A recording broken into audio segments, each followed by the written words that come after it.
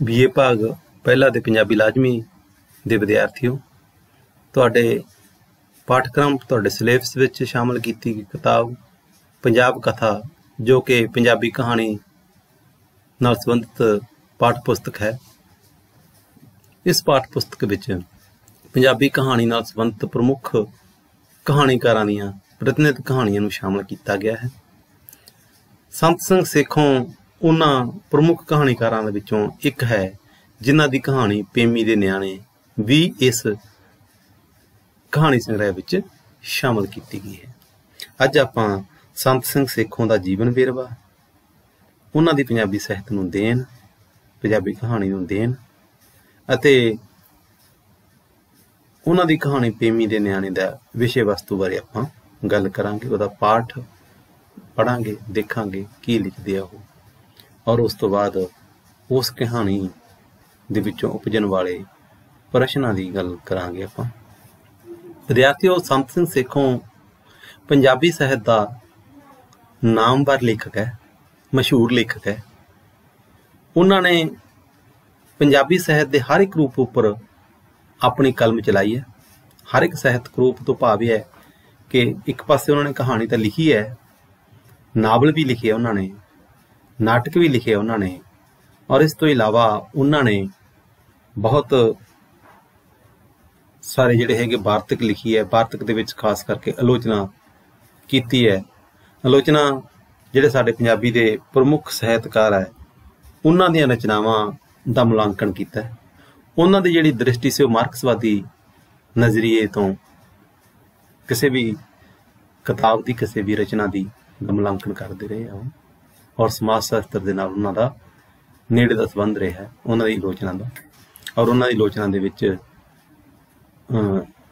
ਜੋ ਸਮਾਜ ਦੇ ਵਿੱਚ ਸਾਡੇ ਅਨਿਆਂ ਹੋ ਰਿਹਾ ਹੈ, ਅਨਿਆਂ ਗਰੀਬ ਤੇ ਅਮੀਰ ਵਰਗ ਵਿੱਚ ਜੋ ਪਾੜਾ ਪਿਆ ਹੋਇਆ ਹੈ, ਉਸ ਪਾੜੇ ਨੂੰ ਮਿਟਾਉਣ ਦੇ ਵੱਲ ਇੱਕ ਉਹਨਾਂ ਦੀ ਸੋਚ ਸੀ ਕਿ ਇਸ ਨੂੰ ਕਿਸ ਢੰਗ ਨਾਲ ਮਿਟਾਇਆ ਜਾਵੇ, ਤੇ ਮਾਰਕਸਵਾਦੀ ਸੋਚ ਨੂੰ ਲੈ ਕੇ ਉਹ ਆਪਣੀਆਂ ਰਚਨਾਵਾਂ ਦੇ ਵਿੱਚ ਇਸ ਚੀਜ਼ ਦਾ ਜ਼ਿਕਰ ਕਰਦੇ ਰਹੇ।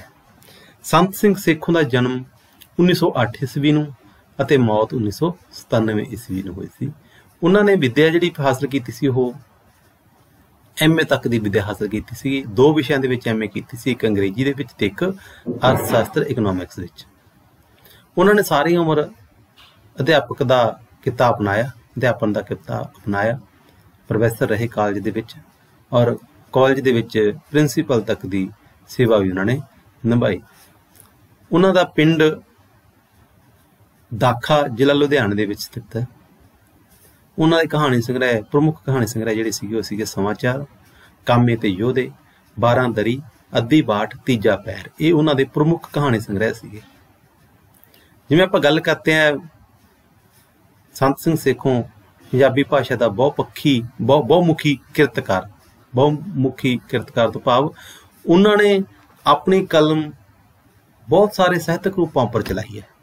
ਬਹੁਤ ਸਾਰੇ ਸਾਹਿਤਕ ਰੂਪ ਉਹਨਾਂ ਨੇ ਪੰਜਾਬੀ ਭਾਸ਼ਾ ਨੂੰ ਦਿੱਤੇ ਹੈ, ਪੰਜਾਬੀ ਸਾਹਿਤ ਨੂੰ ਦਿੱਤੇ ਹੈ। ਉਹਨਾਂ ਨੇ ਲਗਭਗ ਸਾਰੇ ਸਾਹਿਤਕ ਰੂਪਾਂ ਉੱਪਰ ਹੱਥ ਅਜਮਾਇਆ। ਨਾਵਲ ਦੇ ਉੱਪਰ ਕਾਵਿ ਸੰਗ੍ਰਹਿ ਵੀ ਉਹਨਾਂ ਦਾ ਮਿਲਦਾ, ਨਾਵਲ ਵੀ ਮਿਲਦਾ, ਨਾਟਕ ਵੀ ਮਿਲਦਾ, ਇਕਾਂਗੀ ਸੰਗ੍ਰਹਿ ਉਹਨਾਂ ਦੇ ਕਾਫੀ ਮਿਲਦੇ ਆ। ਕਹਾਣੀ ਸੰਗ੍ਰਹਿ ਤਾਂ ਉਹਨਾਂ ਦਾ ਆਪਾਂ ਜ਼ਿਕਰ ਕੀਤਾ।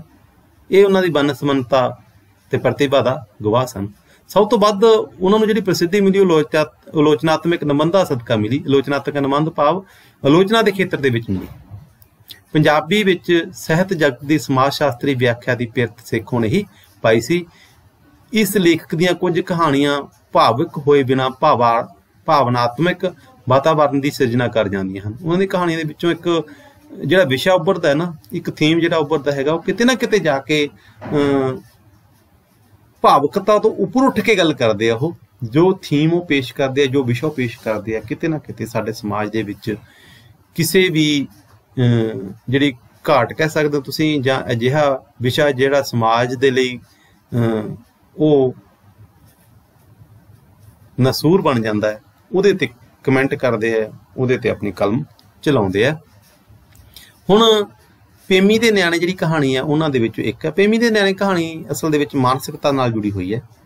ਬੱਚਿਆਂ ਦੀ ਮਾਨਸਿਕਤਾ ਦੇ ਨਾਲ, ਬੱਚਿਆਂ ਦੇ ਮਨ ਦੇ ਵਿੱਚ ਜਿਹੜਾ ਡਰ ਬਹਿੰਦਾ ਹੈ ਬਚਪਨ ਦੇ ਵਿੱਚ, ਉਹ ਸਾਰੀ ਉਮਰ ਨਾਲ ਨਾਲ ਰਹਿੰਦਾ ਹੈ।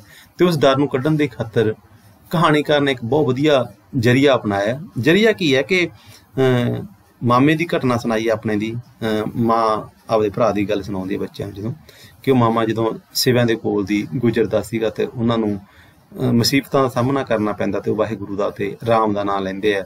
ਇਸ ਤਰ੍ਹਾਂ ਦੇ ਨਾਲ ਉਹਨਾਂ ਨੂੰ ਮੁਸੀਬਤ ਟਲ ਜਾਂਦੀ ਹੈ। ਇਸੇ ਤਰ੍ਹਾਂ ਦੇ ਨਾਲ ਹੀ ਹੁਣ ਦੂਸਰੇ ਪਾਸੇ ਜਦੋਂ ਕਹਾਣੀਕਾਰ ਦੇ ਬੱਚੇ ਜਾਂ ਕਹਾਣੀਕਾਰ ਜਿਹੜਾ ਖੁਦ ਬੱਚੇ ਦੇ ਰੂਪ ਦੇ ਵਿੱਚ ਹੈ, ਪੇਮੀ ਦੇ ਜਿਹੜੇ ਨਿਆਣੇ ਹੈਗੇ ਜਦੋਂ ਇੱਕ ਸੜਕ ਪਾਰ ਕਰਦੇ ਆ, ਸੜਕ ਪਾਰ ਕਰਨੀ ਉਹਨਾਂ ਲਈ ਬਹੁਤ ਵੱਡੀ ਮੁਸੀਬਤ ਹੈ।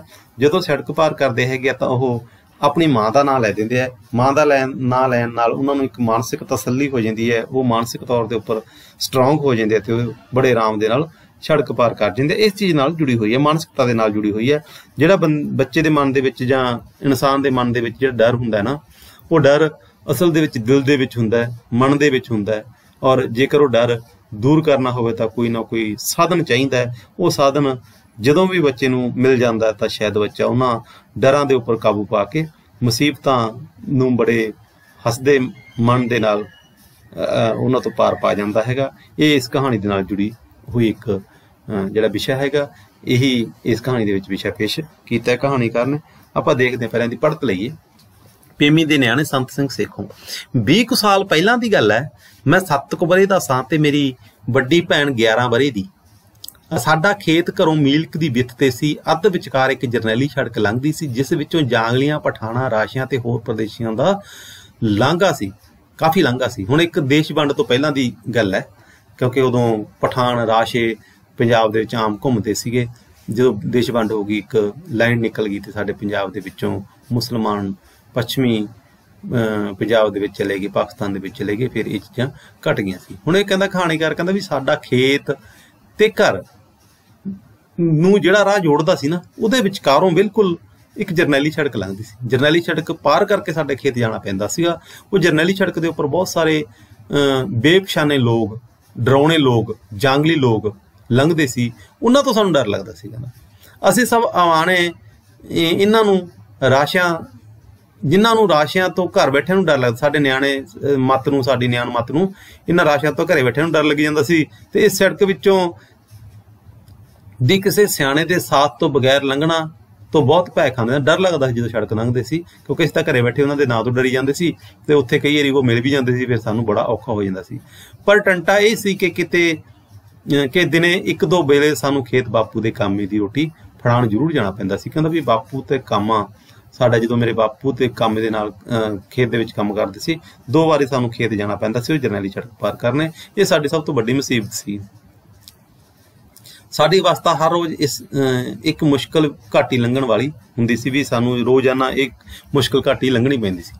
ਅਸੀਂ ਆਮ ਤੌਰ ਤੇ ਘਰੋਂ ਤਾਂ ਹੌਸਲਾ ਕਰਕੇ ਇਕੱਲੇ ਹੀ ਤੁਰ ਪੈਂਦੇ, ਪਰ ਜਦ ਸੜਕ 2-3 ਘੁਮਾਉ ਦੀ ਵਿੱਥ ਤੇ ਰਹਿ ਜਾਂਦੀ ਤਾਂ ਨਹਿਰ ਦਾ ਸੂਆ ਟੱਪਣ ਲੱਗੇ ਪਠੋਰਿਆਂ ਵਾਂਕਰ ਖਲੋ ਕੇ ਆਸੇ ਪਾਸੇ ਤੱਕਣ ਲੱਗ ਜਾਂਦੇ। ਪਠੋਰੇ ਹੁੰਦੇ ਹੈਗੇ ਆ ਬੱਕਰੀ ਦੇ ਛੋਟੇ ਛੋਟੇ ਬੱਚੇ, ਔਰ ਉਹ ਜੋ ਡਰਦੇ ਆ ਤੇ ਚਾਰੇ ਪਾਸੇ ਝਾਕਦੇ, ਉਸੇ ਤਰ੍ਹਾਂ ਦੇ ਨਾਲ ਅਸੀਂ ਵੀ ਸੜਕ ਤੋਂ ਪਿੱਛੇ ਖੜ ਕੇ ਆਸੇ ਪਾਸੇ ਤੱਕਣ ਲੱਗ ਜਾਂਦੇ, ਤਾਂ ਜੋ ਕਿਸੇ ਪਿੰਡੋਂ ਆਉਂਦੇ ਜਾਂਦੇ ਸਿਆਣੇ ਦੀ ਸ਼ਰਨ ਲੈ ਕੇ ਇਸ ਭੈ ਸਾਗਰ ਨੂੰ ਤਰਨ ਜੋਗੇ ਹੋ ਜਾਈਏ, ਸੜਕ ਨੂੰ ਪਾਰ ਕਰਨ ਜਾ ਕੇ ਹੋ ਜਾਈਏ। ਸਾਡੀ ਧਾਰਮਿਕ ਸਿੱਖਿਆ ਵੀ ਕੁਝ ਇਸ ਕਿਸਮ ਦੀ ਮਿਲ ਰਹੀ ਸੀ ਕਿ ਅਜਿਹੇ ਡਰ ਸਾਡੇ ਸੁਭਾਅ ਦਾ ਹਿੱਸਾ ਬਣ ਗਏ ਸਨ। ਹਰ ਰੋਜ਼ ਸ਼ਾਮ ਨੂੰ ਅਸੀਂ ਘਰ ਸਿਆਣਿਆਂ ਕੋਲੋਂ ਨਰਕ ਸੁਰਗ ਦੀਆਂ ਕਹਾਣੀਆਂ ਸੁਣਦੇ। ਹੁਣ ਲੇਖਕ ਨੇ ਆਪਣਾ ਇੱਕ ਮਕਸਦ ਵੀ ਪੇਸ਼ ਕਰਤਾ ਕਿ ਬਚਪਨ ਦੇ ਵਿੱਚ ਜਿਹੜੀਆਂ ਚੀਜ਼ਾਂ ਅਸੀਂ ਸੁਣਦੇ ਹਾਂ ਨਾ, ਬੱਚਿਆਂ ਨੂੰ ਸੁਣਾਉਂਦੇ ਹਾਂ ਜਾਂ ਬੱਚਿਆਂ ਦੇ ਮਨ ਜਿਸ ਤਰ੍ਹਾਂ ਦਾ ਬਣਾ ਦਿੰਦੇ ਹਾਂ, ਸਾਰੀ ਉਮਰ ਉਹ ਡਰ ਉਹਨਾਂ ਦੇ ਨਾਲ ਜਾਂਦਾ ਹੈ।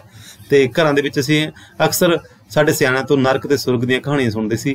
ਸੁਰਗ ਤਾਂ ਸਾਨੂੰ ਖੇਤ ਤੋਂ ਬਾਹਰ ਕਿਤੇ ਘੱਟ ਹੀ ਪ੍ਰਾਪਤ ਹੁੰਦਾ ਸੀ। ਸਾਨੂੰ ਕਹਿੰਦਾ ਸਿਰਫ ਜਦੋਂ ਖੇਤ ਦੇ ਵਿੱਚ ਹੁੰਦੇ ਸੀ ਅਸੀਂ, ਉਹ ਸਭ ਤੋਂ ਵੱਡਾ ਸੁਰਗ ਹੁੰਦਾ ਸੀ ਸਾਡੇ ਲਈ। ਪਰ ਨਰਕ ਹਰ ਥਾਂ ਖੁੱਲ੍ਹੇ ਗੱਫੇ ਮਿਲਦੀ ਸੀ। ਨਰਕ ਦੇ ਹਰ ਥਾਂ ਖੁੱਲ੍ਹੇ ਗੱਫੇ ਕਿੱਥੇ ਮਿਲਦੇ ਸੀ? ਸਕੂਲ ਵੀ ਸਾਨੂੰ ਨਰਕ ਲੱਗਦਾ ਸੀਗਾ, ਸਾਨੂੰ ਖੇਤ ਜਾਣਾ ਵੀ ਨਰਕ ਲੱਗਦਾ ਸੀ, ਪਰ ਖੇਤ ਜਦੋਂ ਪਹੁੰਚ ਜਾਂਦੀ ਸੀ ਉਹ ਬਹੁਤ ਵੱਡਾ ਸਵਰਗ ਸੀਗਾ ਸਾਡੇ ਲਈ। ਪਰ ਨਰਕ ਦੇ ਹਰ ਥਾਂ ਖੁੱਲ੍ਹੇ ਗੱਫੇ ਮਿਲਦੇ ਸਨ। ਸਭ ਤੋਂ ਵੱਡਾ ਨਰਕ ਮਦਰਸਾ ਦਾ ਸਕੂਲ, ਜੋ ਉਸ ਤੋਂ ਕਿਸੇ ਦਿਨ ਛੁੱਟ ਜਾਂਦੇ ਤਾਂ ਖੇਤ ਰੋਟੀ ਦੇਣ ਜਾਣ ਦਾ ਨਰਕ ਪੇਸ਼ ਆ ਜਾਂਦਾ। ਗੱਲ ਕਿ ਸਾਡੇ ਅਵਾਣੇ ਰਾਹ ਦੇ ਹਰ ਇੱਕ ਮੋੜ ਤੇ ਜਾਣੋ ਨਰਕ ਘਾਤ ਲਾਈ ਖਲੋਤਾ ਹੁੰਦਾ। ਖਬਰੇ ਇਸ ਸੜਕ ਦਾ ਭੈ ਸਾਗਰ ਲੰਘਣ ਕਰਕੇ ਸਾਨੂੰ ਖੇਤ ਜਾਣਾ ਨਰਕ ਲੱਗਦਾ ਸੀ, ਜਾਂ ਖੇਤ ਰੋਟੀ ਲੈ ਜਾਣ ਲੱਗੇ ਇਸ सड़क नूं लंघना पैना करके ये सानूं भै सागर दिखाई दिंदा सी। मैं इस दी बाबत यकीन नाल कुछ नहीं कह सकदा। हुण 20 साल 25 साल पहलां दी गल सुणा रहा लेखक अपनी जिंदगी दी, कहंदा इहदे बारे मैं निश्चित रूप दे विच कुछ भी नहीं कह सकदा सी। मैं इस बाबत यकीन नाल कुछ नहीं कह सकदा।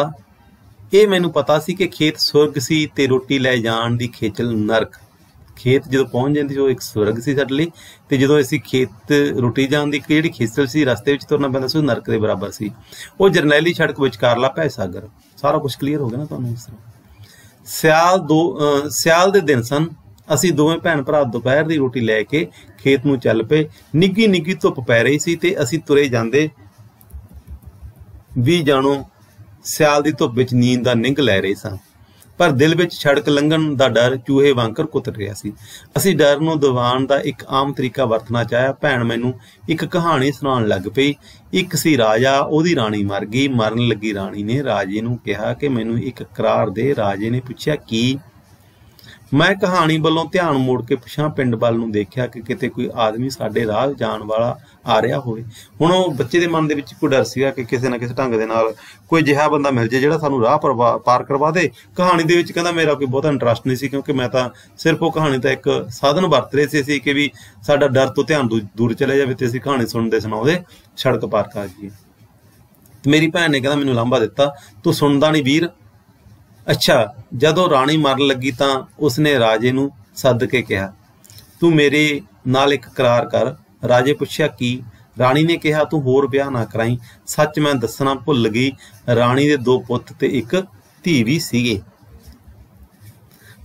असां नूं राजा ते राणी अपने माँ प्यो वर्गे ही भासदे सन।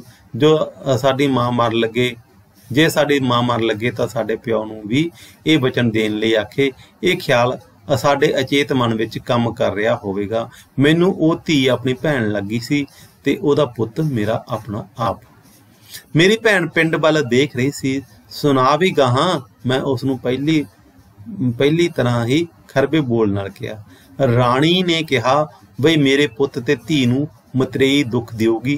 भैन ने होर भी मिठी ते होर भी तरीमत बन के दस्सिया। सियाणी औरत बन के, तरीमत हुंदा औरत बन के ये गल मैनूं दसी ते भी मेरा डर दूर हो जाए। इस करके उसने राजे तो ये करार मंगिया। राजे ने कहा, चंगा मैं करार दे दिना।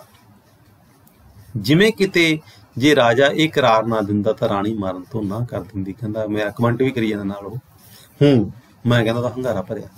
भावें सानूं पता सी कि दिने कहानियां पाण नाल राही राह भुल जांदे ने, असां एक दूजे नूं ये चेतावनी ना करवाई ते इस सूझ नूं अपने दिलां दे विचारां ते असर ना करन ता भी ये गल नहीं याद कराई। जे गल याद करा दिंदा मैं भैन नूं शायद वो कहानी सुनाउणी हट जांदी। हालांकि गल दा उहनूं भी पता सी, पर राजे ने झट ही दूजा ब्याह करवा लिया। पिछले मोड़ ते सानूं एक आदमी आउंदा दिसिया। असां सुख दा साह भरिया ते उस नूं रलाउण लई खलो गए। साडी बात भी खलो गई, पर वो आदमी किसी होर पासे नूं जा रहा सी ते साडी वल ना मुड़े।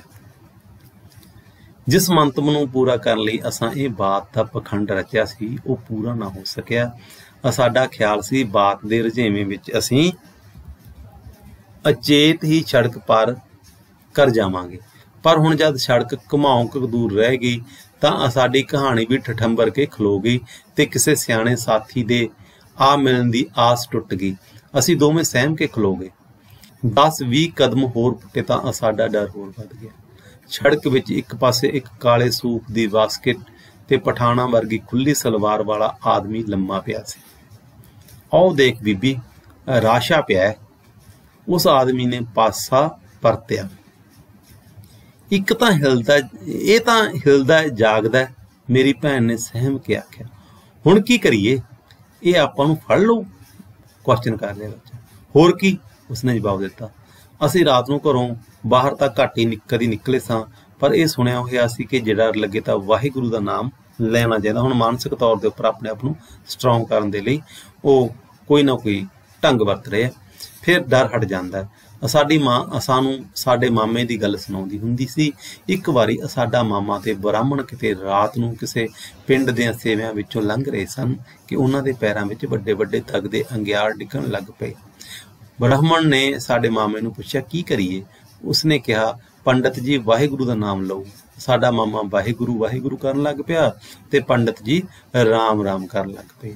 ਅੰਗਿਆਰ ਡਿੱਗਦੇ ਤਾਂ ਰਹੇ ਪਰ ਉਹਨਾਂ ਤੋਂ ਦੂਰ। ਸਾਨੂੰ ਇਸ ਗੱਲ ਕਰਕੇ ਆਪਣੇ ਮਾਮੇ ਤੇ ਬੜਾ ਮਾਣ ਸੀ, ਕਿਉਂਕਿ ਮਾਨਸਿਕ ਤੌਰ ਦੇ ਉੱਪਰ ਸਾਨੂੰ ਸਟਰੋਂਗ ਬਣਾਉਂਦੀ ਸੀ ਕਹਾਣੀ। ਇਸ ਕਰਕੇ ਸਾਨੂੰ ਸਾਡੇ ਮਾਮੇ ਤੇ ਇਸ ਗੱਲ ਦਾ ਬੜਾ ਮਾਣ ਸੀ। ਆਪਾਂ ਵੀ ਵਾਹਿਗੁਰੂ ਕਰੀਏ। ਵਾਹਿਗੁਰੂ ਤੋਂ ਤਾਂ ਭੂਤ ਪ੍ਰੇਤ ਹੀ ਡਰਦੇ ਨੇ, ਆਦਮੀ ਨਹੀਂ ਡਰਦੇ, ਮੇਰੀ ਭੈਣ ਨੇ ਕਿਹਾ। ਮੈਂ ਮੰਨ ਗਿਆ। ਸੜਕ ਵਿੱਚ ਪਿਆ ਰਾਸ਼ਾ ਤਾਂ ਆਦਮੀ ਸੀ, ਉਹ ਰੱਬ ਤੋਂ ਕਦ ਡਰਨ ਲੱਗਾ ਸੀ। ਤਾਂ ਫਿਰ ਹੁਣ ਕੀ ਕਰੀਏ? ਅਸਾਂ 5-7 ਮਿੰਟ ਸਹਿਮ ਕੇ ਖਲੋ ਰਹੇ। ਹਾਲੇ ਵੀ ਸਾਡੇ ਦਿਲਾਂ ਵਿੱਚ ਆਸ ਸੀ ਕਿ ਕੋਈ ਆਦਮੀ, ਇਸ ਰਾਸ਼ੇ ਆਦਮੀ ਨੂੰ ਡਰਾਉਣ ਵਾਲਾ ਸਾਡੇ ਨਾਲ ਆ ਮਿਲੇਗਾ, ਪਰ ਇਹ ਆਸ ਪੂਰੀ ਹੁੰਦੀ ਨਾ ਦਿਸੀ। ਅਸੀਂ ਇੱਕ ਦੂਸਰੇ ਦੇ ਮੂੰਹ ਵੱਲ ਤੱਕਦੇ ਰਹੇ, ਪਰ ਅਜਿਹੇ ਸਮੇਂ ਅਸੀਂ ਉਸ ਵੇਲੇ ਇੱਕ ਦੂਸਰੇ ਦੇ ਚਿਹਰਿਆਂ ਵਿੱਚ ਕੀ ਲੱਭ ਸਕਦੇ ਸਾਂ? ਸਾਡਾ ਭੋਲਾਪਣ, ਸਾਡੀ ਏਕਤਾ ਬੇਕਰਾਰ ਹੋ ਖਲੋਤੀ ਸੀ। ਇੱਕ ਪਾਸੇ ਸਾਡਾ ਭੋਲਾਪਣ ਸੀ, ਬਚਪਨਾ ਸੀ, ਦੂਜੇ ਪਾਸੇ ਅਸੀਂ ਸਟਰੋਂਗ ਸੀਗੇ, ਏਕਤਾ ਕਰਕੇ ਬੇਕਰਾਰ ਹੋਏ ਖਲੋਏ ਸੀਗੇ। ਕੁਝ ਮਿੰਟਾਂ ਬਾਅਦ ਮੇਰਾ ਰੋਣਾ ਨਿਕਲ ਗਿਆ। ਬੱਚਾ ਡਰਦਾ ਰੋਣ ਲੱਗ ਗਿਆ। ਮੇਰੀ ਭੈਣ ਨੇ ਪੱਲੇ ਨਾਲ ਮੇਰੇ ਅੱਥਰੂ ਪੂੰਝਦਿਆਂ ਆਖਿਆ, ਨਾ ਵੀਰ ਰੋ ਨਾ।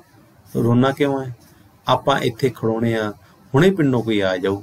ਅਸਾਂ ਕੁਝ ਕਦਮ ਸੜਕ ਵੱਲ ਪੁੱਟੇ, ਫੇਰ ਖਲੋ ਗਏ ਤੇ ਫਿਰ ਉਵੇਂ ਹੀ 5 ਕਦਮ ਮੁੜ ਆਏ ਵਾਪਸ। ਅੰਤ ਮੇਰੀ ਭੈਣ ਨੇ ਕੁਝ ਵਿਚਾਰ ਬਾਅਦ ਕਿਹਾ, ਆਪਾਂ ਕਹਾਂਗੇ ਅਸੀਂ ਤਾਂ ਪੇਮੀ ਦੇ ਨਿਆਣੇ ਆ, ਸਾਨੂੰ ਨਾ ਫੜ। ਪੇਮੀ ਉਹਨਾਂ ਦੀ ਮਾਂ ਦਾ ਨਾਂ ਸੀ। ਉਸਦੇ ਮੂੰਹ ਵਿੱਚੋਂ ਪੇਮੀ ਸ਼ਬਦ ਬੜਾ ਮਿੱਠਾ ਨਿਕਲਦਾ ਹੁੰਦਾ ਸੀ ਤੇ ਹੁਣ ਤਾਂ ਜਦ ਉਹ ਮੇਰੇ ਵੱਲ ਝੁੱਕ ਕੇ ਮੈਨੂੰ ਤੇ ਆਪਣੇ ਆਪ ਨੂੰ ਦਿਲਾਸਾ ਦੇ ਰਹੀ ਸੀ, ਉਹ ਖੁਦ ਪੇਮੀ ਬਣੀ ਹੋਈ ਸੀ। ਮੈਨੂੰ ਲੱਗਿਆ ਜਿਵੇਂ ਮੇਰੀ ਮਾਂ ਮੇਰੇ ਨਾਲ ਹੁੰਦੀ ਹੈ। ਮੇਰੇ ਦਿਲ ਨੂੰ ਢਾਰਸ ਵੱਜ ਗਈ। ਰਾਸ਼ੇ ਨੂੰ ਜਦ ਪਤਾ ਲੱਗੇਗਾ ਕਿ ਅਸੀਂ ਪੇਮੀ ਦੇ ਨਿਆਣੇ ਆ ਤਾਂ ਸਾਨੂੰ ਕੁਝ ਨਹੀਂ ਆਖੇਗਾ, ਨਹੀਂ ਪਕੜੇਗਾ। ਮਾਂ ਇੱਕ ਰੱਬ ਦੀ ਤਰ੍ਹਾਂ ਉਹਨਾਂ ਦੇ ਨਾਲ ਆ ਕੇ ਖੜ ਗਈ। ਉਹ ਇੱਕ ਮਨ ਦੇ ਵਿੱਚ ਜਿਹੜਾ ਡਰ ਸੀ ਮਾਂ ਨੇ ਕੱਢ ਦਿੱਤਾ। ਜਿਵੇਂ ਮਾਮੇ ਦਾ ਡਰ ਵਾਹਿਗੁਰੂ ਦੇ ਜਾਪ ਨੇ ਕੱਢਿਆ ਸੀ, ਉਸੇ ਤਰ੍ਹਾਂ ਦੇ ਨਾਲ ਪੇਮੀ ਦਾ ਨਾਂ ਲੈਣ ਕਰਕੇ ਸ਼ਾਇਦ ਸਾਨੂੰ ਰਾਸ਼ਾ ਕੁਝ ਨਹੀਂ ਕਹੂਗਾ। ਉਹਨਾਂ ਦੇ ਮਨ ਦੇ ਵਿੱਚ ਇੱਕ ਪੱਕੀ ਉਮੀਦ ਜਾਗ ਪਈ। ਮੇਰੇ ਦਿਲ ਨੂੰ ਢਾਰਸ ਵੱਜ ਗਈ। ਰਾਸ਼ੇ ਨੂੰ ਜਦ ਪਤਾ ਲੱਗੇਗਾ ਕਿ ਅਸੀਂ ਪੇਮੀ ਦੇ ਨਿਆਣੇ ਆ ਤਾਂ ਸਾਨੂੰ ਕੁਝ ਨਹੀਂ ਆਖੇਗਾ, ਨਹੀਂ ਪਕੜੇਗਾ। ਜਿਵੇਂ ਕੰਬਦਾ ਹਿਰਦਾ ਤੇ ਥਿਰਕਦੇ ਪੈਰ ਵਾਹਿਗੁਰੂ ਕਹਿੰਦੇ ਸ਼ਮਸ਼ਾਨ ਭੂਮੀ ਵਿੱਚੋਂ ਗੁਜ਼ਰ ਜਾਂਦੇ ਹਨ, ਜਿਵੇਂ ਹਿੰਦੂ ਗਊ ਦੀ ਪੂਛ ਫੜ ਕੇ ਭਵ ਸਾਗਰ ਤਰ ਜਾਂਦੇ ਹਨ, ਅਸੀਂ ਪੇਮੀ ਦਾ ਨਾਂ ਲੈ ਕੇ ਸੜਕ ਪਾਰ ਹੋ ਗਏ। ਰਾਸ਼ਾ ਉਸੇ ਤਰ੍ਹਾਂ ਉੱਥੇ ਹੀ ਪਿਆ ਗਿਆ। ਸੋ ਵਿਦਿਆਰਥੀਓ, ਇਸ ਕਹਾਣੀ ਦੇ ਵਿੱਚ ਬੱਚਿਆਂ ਦੀ ਮਾਨਸਿਕ ਸਥਿਤੀ ਦਾ ਜ਼ਿਕਰ ਕੀਤਾ ਗਿਆ ਕਿ ਬੱਚੇ ਕਿਸ ਤਰ੍ਹਾਂ ਦੇ ਨਾਲ ਇੱਕ ਆਸ ਦੇ ਨਾਲ ਮਨ ਸਟਰੋਂਗ ਕਰਕੇ, ਮਨ ਨੂੰ ਮਜ਼ਬੂਤ ਕਰਕੇ ਲੰਘ ਜਾਂਦੇ ਆ, ਗੁਜ਼ਰ ਜਾਂਦੇ ਆ। ਉਹਨਾਂ ਦੀ ਮਾਂ ਉਹਨਾਂ ਲਈ ਇੱਕ ਰੱਬ ਦਾ ਰੂਪ ਬਣ ਕੇ ਬੌੜਦੀ ਹੈ ਔਰ ਉਹ ਆਪਣੀ ਮਾਂ ਦਾ ਨਾਮ ਲੈ ਕੇ ਮਨ ਦੇ ਵਿੱਚ ਮਨ ਧਿਆ ਕੇ ਉਸ ਸੜਕ ਨੂੰ ਪਾਰ ਕਰਨ ਦੇ ਵਿੱਚ ਕਾਮਯਾਬ ਹੋ ਜਾਂਦੇ ਆ। ਇਹ ਅਸਲ ਦੇ ਵਿੱਚ ਕਹਾਣੀ ਹੈ ਜਿਹੜੀ ਬੱਚਿਆਂ ਦੀ ਮਾਨਸਿਕਤਾ ਦੇ ਨਾਲ ਜੁੜੀ ਹੋਈ ਹੈ, ਬੱਚਿਆਂ ਦੇ ਮਾਨਸਿਕ ਡਰ ਨਾਲ ਜੁੜੀ ਹੋਈ ਹੈ। ਮਾਨਸਿਕ ਡਰ ਹੈ ਜਿਹੜੇ ਬਹਿੰਦੇ ਆ ਬੱਚਿਆਂ ਦੇ ਮਨ ਦੇ ਵਿੱਚ, ਉਹ ਬਚਪਨ ਦੇ ਵਿੱਚ ਜਿਹੜੀਆਂ ਕਹਾਣੀਆਂ ਘਰਾਂ ਦੇ ਵਿੱਚ ਸੁਣਾਈਆਂ ਜਾਂਦੀਆਂ ਉਹਨਾਂ ਕਰਕੇ ਵੀ ਕਿਤੇ ਨਾ ਕਿਤੇ ਆ ਬਹਿੰਦੇ ਆ। ਸੋ ਵਿਦਿਆਰਥੀਓ, ਇਸ ਕਹਾਣੀ ਦਾ ਪਾਠ ਇੱਥੇ ਹੀ ਖਤਮ ਹੁੰਦਾ। ਹੁਣ ਆਪਾਂ ਇਹਦੇ ਛੋਟੇ ਛੋਟੇ ਕੁਐਸਚਨ ਜਿਹੜੇ ਬਣ ਸਕਦੇ, ਜਿਵੇਂ ਮਾਮੇ ਤੇ ਜਿਹੜਾ ਪੰਡਤ ਸੀਗਾ ਉਹਨਾਂ ਦਾ ਡਰ ਕਿਵੇਂ ਦੂਰ ਹੋਇਆ, ਇਹ ਕਹਾਣੀ ਦੇ ਵਿੱਚ ਕੁਐਸਚਨ ਬਣ ਸਕਦਾ ਹੈ। ਇਸ ਕਹਾਣੀ ਦੀ ਜਿਹੜੀ ਥੀਮ ਕੀ ਹੈ? ਥੀਮ ਇਹ ਹੈ ਕਿ ਬੱਚਿਆਂ ਦੀ ਮਾਨਸਿਕ ਜਿਹੜੀ ਚੇਤਨਾ ਹੈਗੀ ਹੈ ਉਹਨੂੰ ਸਟਰੋਂਗ ਕਰਨ ਦੇ ਲਈ ਲਿਖੀ ਗਈ ਹੈ ਔਰ ਬੱਚਿਆਂ ਦਾ ਜਿਹੜਾ ਬੌਧਿਕ ਵਿਕਾਸ ਹੈ ਉਹਨੂੰ ਹੋਰ ਮਜ਼ਬੂਤ ਕਰਨ ਦੇ ਲਈ ਲਿਖੀ ਕਹਾਣੀ ਹੈਗੀ ਹੈ। ਇਸ ਕਹਾਣੀ ਇਕਹਿਰੇ ਵਿਸ਼ੇ ਨਾਲ ਸੰਬੰਧਿਤ ਹੈ। ਬੱਚਿਆਂ ਦਾ ਜਿਹੜਾ ਡਰ ਹੈਗਾ ਸਿਰਫ ਸੜਕ ਪਾਰ ਕਰਨ ਦੇ ਨਾਲ ਜੁੜਿਆ ਹੋਇਆ ਹੈ। ਬੱਚਿਆਂ ਨੂੰ ਦੋ ਥਾਵਾਂ ਤੋਂ ਡਰ ਲੱਗਦਾ, ਇੱਕ ਸਕੂਲ ਦੇ ਵਿੱਚੋਂ ਤੇ ਇੱਕ ਉਹ ਸੜਕ ਪਾਰ ਕਰਨ ਦੇ ਵਿੱਚੋਂ। ਬਾਕੀ ਸਾਰਾ ਸਵਰਗੀ ਉਹਨਾਂ ਲਈ ਜਿਹੜਾ ਖੇਤ ਜਾਣਾ ਉਹਨਾਂ ਲਈ ਬਹੁਤ ਵੱਡੀ ਵਧੀਆ ਘਟਨਾ ਹੈਗੀ ਆ, ਪਰ ਜਦੋਂ ਖੇਤ ਜਾਣਾ ਪੈਂਦਾ ਰਸਤੇ ਵਾਲਾ ਜਿਹੜਾ ਡਰ ਹੈਗਾ ਉਹਨਾਂ ਦੇ ਮਨ ਦੇ ਵਿੱਚ ਬੈਠਾ ਹੋਇਆ। ਸੋ ਇਹ ਨਿੱਕੇ ਨਿੱਕੇ ਕੁਐਸਚਨ ਬਣਦੇ ਆ। ਸੰਤ ਸਿੰਘ ਸੇਖੋਂ ਦੇ ਕਿਹੜੇ ਕਿਹੜੇ ਕਹਾਣੀ ਸੰਗ੍ਰਹਿ ਲਿਖੇ ਗਏ ਹੈ ਔਰ ਇਸ ਕਹਾਣੀ ਸੰਗ੍ਰਹਿ ਦੇ ਵਿੱਚ ਉਹਨਾਂ ਜਿਹੜੇ ਕਹਾਣੀ ਸ਼ਾਮਲ ਕੀਤੀ, ਇਹਦਾ ਵਿਸ਼ਾ ਵਸਤੂ ਕਿਸ ਤਰ੍ਹਾਂ ਦਾ, ਇਹਦੇ ਬਾਰੇ ਕੁਐਸਚਨ ਆ ਸਕਦੇ ਆ। ਇਹਦਾ ਵਿਸ਼ਾ ਵਸਤੂ ਬੜਾ महत्वपूर्ण है, इनू ध्यान नाल करोगे तुसीं विद्यार्थियों ध्यान नाल सुनिया करो सारे लैक्चर। उन्हां लैक्चरां नूं सुनन तो बाद जिहड़ा भी तुसीं गल जिन्नी समझ लगदी है ਉਹਦੀ एक समरी बना के मैनूं भेजनी है, और ਜਦੋਂ ਤੁਸੀਂ सुनते हो ਉਹਦੇ स्क्रीनशॉट जिस तरह ਆਪਾਂ लिखिया होया ਉਹਦੇ ਵਿੱਚ उदां ही भेजने हैं ਤਾਂ ਕਿ ਤੁਹਾਡੀ ਹਾਜ਼ਰੀ ਲੱਗ ਸਕੇ। ਕੱਲ ਨੂੰ ਆਪਾਂ ਇੱਕ ਨਵੇਂ ਕਹਾਣੀਕਾਰ ਦੀ ਗੱਲ ਕਰਾਂਗੇ, ਨਵੇਂ ਕਹਾਣੀ ਦੀ ਗੱਲ ਕਰਾਂਗੇ। ਅੱਜ ਦਾ ਲੈਕਚਰ ਆਪਾਂ ਇੱਥੇ ਹੀ ਖਤਮ ਕਰਨ ਲੱਗੇ ਹਾਂ।